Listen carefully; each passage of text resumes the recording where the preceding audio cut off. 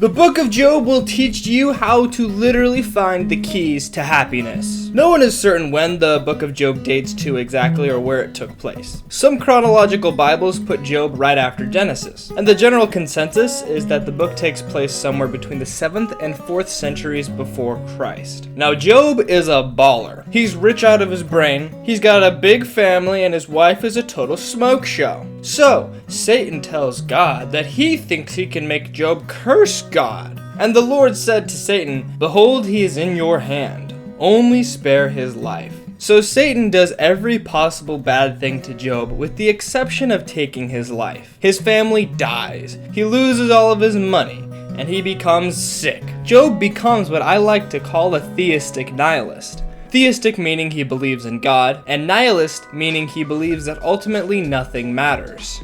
Job is out of this world depressed about the misery of his life, but will not for the entirety of the book curse God for his affliction.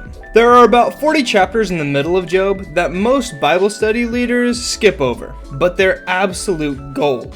Job and his three friends are philosophy buffs. They get in a circle and discuss the meaning of all Job's anguish. Job's first friend, Eliphaz, starts giving Job some bad advice about how if he was a good enough boy, God would have been nicer to him. Remember, who that was innocent ever perished?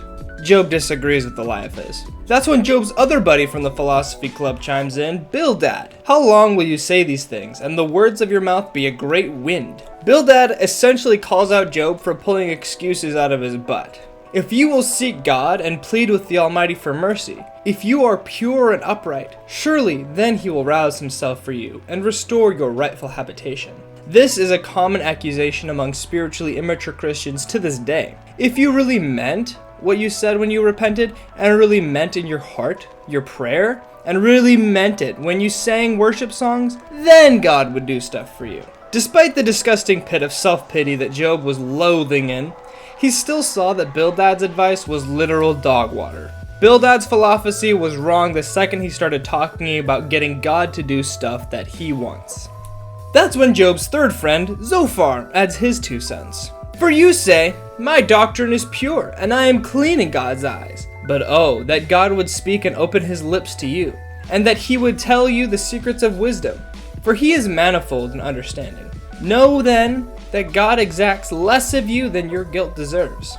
Zophar continues to tell Job that it's because he's so sinful that God brought upon all of this evil to him. More back and forth ensues between Job and his buddies, until suddenly near the end of the book of Job, a new character enters the scene, Elihu.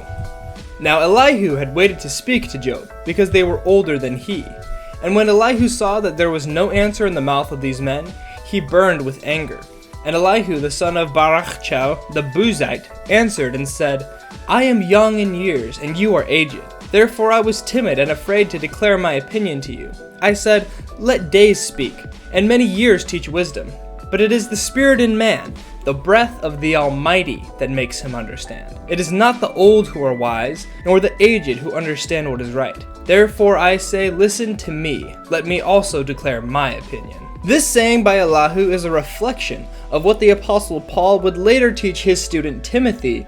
Don't let anyone look down on you because you are young, but set an example for the believers in speech, in conduct, in love, in faith, and in purity. In fact, Elihu's words to Job in this section have correlations everywhere in the Bible. Elihu talks about wisdom here, and the definition of philosophy means the love of wisdom. Is wisdom evil?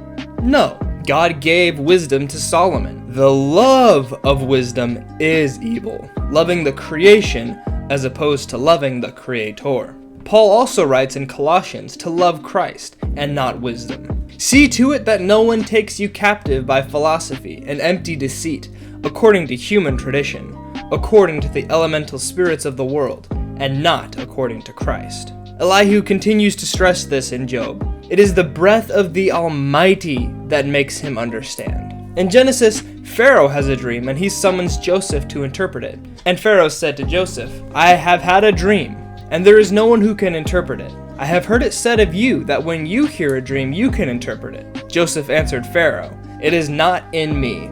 God will give Pharaoh a favorable answer. In the book of Daniel, King Nebuchadnezzar asks Daniel for an interpretation of his dream. The king declared to Daniel, whose name was Belteshazzar, "Are you able to make known to me the dream that I have seen and its interpretation?" Daniel answered the king and said, "No wise men, enchanters, magicians, or astrologers can show to the king the mystery that the king has asked. But there is a God in heaven who reveals mysteries, and he has made known to King Nebuchadnezzar what will be in the latter days." Elihu is in Christ, just like Joseph, Daniel, and Paul are in Christ. Back to Elihu's words to Job. "I must speak that I find relief. I must open my lips and answer. I will not show partiality to any man, or use flattery toward any person, for I do not know how to flatter, else my Maker would soon take me away.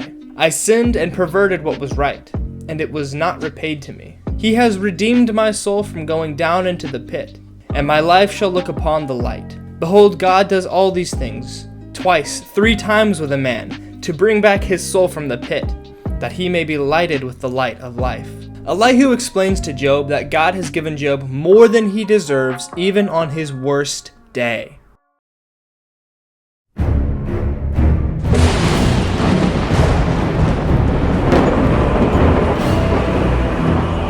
Finally, God himself re-enters the scene in the final chapters and speaks to Job from the whirlwind. "Where were you when I laid the foundation of the earth? Tell me if you have understanding. Can you bind the chains of Pleiades or loose the cords of Orion? Can you draw out Leviathan with a fishhook or press down on his tongue with a cord? Who has first given me that I should repay him? Whatever is under the whole heaven is mine."